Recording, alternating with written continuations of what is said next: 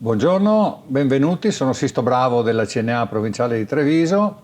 Oggi parliamo di legge finanziaria e delle novità che la legge finanziaria approvata il 30 dicembre ha introdotto per l'anno 24, con focus su quattro argomenti particolari. Il primo è inerente alle imposte dirette e indirette, il secondo è inerente ai bonus edilizi. Faremo una piccola presentazione delle novità sulle altre argomentazioni e poi andremo a chiudere con il concordato preventivo biennale. Rispetto al primo argomento, imposte dirette e indirette, già verifichiamo che ci sarà un anticipo della scadenza delle presentazioni delle dichiarazioni dei redditi e IRAP al 30 di settembre, quindi la scadenza delle dichiarazioni viene anticipata. Poi un'altra novità importantissima è il cambio, solo per il 24 però in questo caso, delle aliquote IRPEF con il raggruppamento del primo e del secondo scaglione, tutto assoggettato al 23% di aliquota. Questa variazione che ci dice che fino a 28.000 euro le tasse saranno il 23%, da 28 a 50.000 saranno il 35% e oltre i 50.000 saranno il 43%, in realtà non dà un grande risparmio, anche se è stata costruita per agevolare il ceto medio, ma non dà un gran risparmio di imposte perché, capite bene, sul secondo scaglione dal 23 al 27% non c'è una grande differenza di aliquota. Poi cambia l'aliquota IVA su alcuni prodotti che l'anno scorso era stata ridotta al 5% e parliamo di prodotti per l'igiene femminile e anche alcuni prodotti per l'infanzia. Torna per il 24 al 10%. Viene innalzata la soglia da 50 a 70.000 euro per l'IVA e da 20 a 50.000 per l'IRAP per l'esonero dell'approvazione, cioè del visto di conformità sui dichiarativi quando abbiamo dichiarazioni a credito. Viene introdotta anche l'impossibilità di compensare crediti e debiti quando c'è un contenzioso con il fisco sopra i 100.000 euro. Viene aumentata l'aliquota di imposte per l'IVAFE e l'IVIE, che sono le tasse che si pagano sugli investimenti finanziari esteri e sulle proprietà immobiliari all'estero. Un'altra cosa che si ripropone tutti gli anni è la rivalutazione delle partecipazioni e dei terreni agricoli. Cosa vuol dire? Vuol dire che possiamo, versando un'aliquota del 16%, incrementare il valore dei nostri terreni agricoli che ipotizziamo potrebbero diventare industriali o abitativi, oppure per quanto riguarda le partecipazioni societarie al fine di evitare il pagamento di una plusvalenza. Altra novità importantissima è quella che viene chiamata riallineamento del magazzino oppure rottamazione dello stesso. Qualora la nostra impresa avesse un importo di magazzino all'1123 che non è correttamente esposto nei bilanci, quindi il reale è un po' più alto o più basso rispetto a quello dichiarato, c'è la possibilità di fare il riallineamento, quindi rimettere a posto il valore del magazzino con un'imposta che è un'imposta sostitutiva pari al 18% sul plusvalore o sul minusvalore.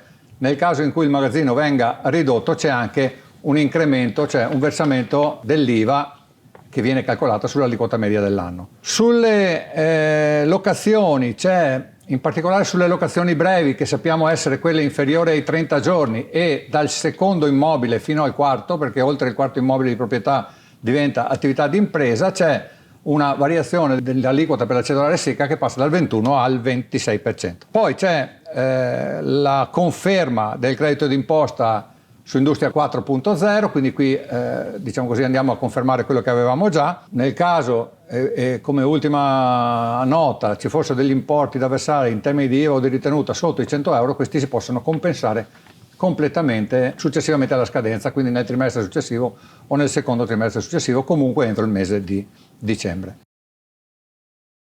Passiamo al secondo argomento, che è quello dei bonus edilizi, con la novità più importante, che è quella che viene a determinare una plusvalenza qualora si venda l'immobile ristrutturato con il super bonus, quindi con il 110%, entro i 10 anni dalla chiusura dei lavori della ristrutturazione. Naturalmente qui ci sono delle eccezioni, per esempio per chi ha ristrutturato la propria prima casa, nell'arco dei 10 anni deve averla abitata per la maggior parte del periodo. Tuttavia viene introdotto questo obbligo nel momento in cui si vende la casa ristrutturata con il 110, si deve tener conto che ci saranno le imposte da pagare sul plusvalore che viene determinato sulla base di una serie di calcoli fatti dalla CNA nel caso specifico. C'è anche un'altra novità per questi tipi di immobili, cioè quegli immobili che hanno avuto delle ristrutturazioni probabilmente hanno anche modificato le proprie rendite catastali e qui il fisco farà delle verifiche sulla base di tutti i documenti che ha ricevuto, quindi è a conoscenza di tutti i lavori edili fatti dai nostri imprenditori o dai nostri cittadini,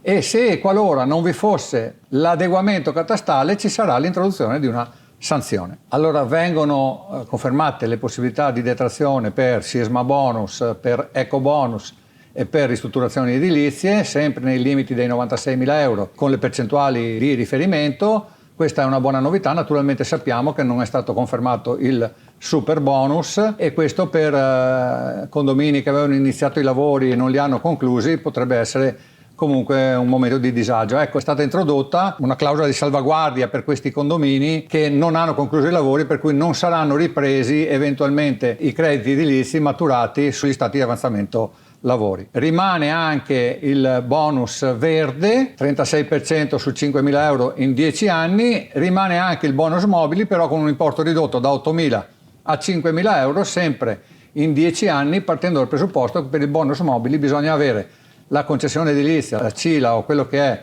inerente alla ristrutturazione entro un anno precedente alla spesa, quindi per i mobili comprati nel 24 la CILA deve essere emessa nel 23. Andiamo velocemente sulle altre disposizioni. È stato deliberato in seguito a tutta una serie di catastrofi naturali che abbiamo visto in Italia, insomma, l'obbligatorietà per tutte le imprese di assicurarsi sotto il profilo delle catastrofi naturali entro il 31/12 di quest'anno. Chi non lo farà probabilmente a campione sarà controllato e sanzionato, ma potrà certamente non godere di alcuni benefici che potranno arrivare dallo Stato in termini di sovvenzioni, di contributi e altro. Se non c'è la polizza non si prenderanno. Prorogata la sugar tax e la plastic tax all'1/7/24, confermato per 1.500 euro all'anno con un ISEE sotto i 50.000 il bonus psicologo, proroga dell'adeguamento degli statuti delle società sportive dilettantistiche ASD al 30 giugno del 24, in questo caso le società devono adeguare gli statuti su un format che è previsto, dovevano farlo entro il 31 dicembre, è stato prorogato al 30 giugno. Viene confermata la periodicità semestrale per l'invio dei dati al sistema tessera sanitaria da parte delle attività a carattere medico. La fattura elettronica per queste attività non è obbligatoria nel 2024, cambia il tasso legale di interesse che varia e viene adeguato al 2,5%. Ci sono una serie di altre novità minori ma molto specifiche, per cui su questo invitiamo tutti naturalmente a passare in CNA e ad avere le informazioni adeguate. Faccio un excursus che va fuori dalla finanziaria perché è stato approvato da poco sul nuovo concordato preventivo biennale che riguarda tutte le imprese di piccole dimensioni, in particolare quelle soggette agli indicatori sintetici di affidabilità, agli ISA. Riguarda però anche le imprese forfettarie che in realtà non sono soggette agli ISA. Di che cosa si tratta? Si tratta nella volontà del fisco di andare incontro alle imprese cercando di trovare un rapporto che non vada e non sia quello dello scontro ma sia quello della collaborazione, in sostanza sulla base di tutta una serie di elementi che il fisco ha già a disposizione, banche dati e altro, in relazione alla tipologia dell'attività, in relazione agli indici sintetici di affidabilità degli anni precedenti. Il fisco andrà a proporre entro giugno intanto la compilazione di un software e poi entro ottobre una modalità di comunicazione di un importo di reddito da dichiarare come concordato, diciamolo così. In questo caso, se l'impresa accetta il reddito proposto per 2 anni, avrà una serie di vantaggi,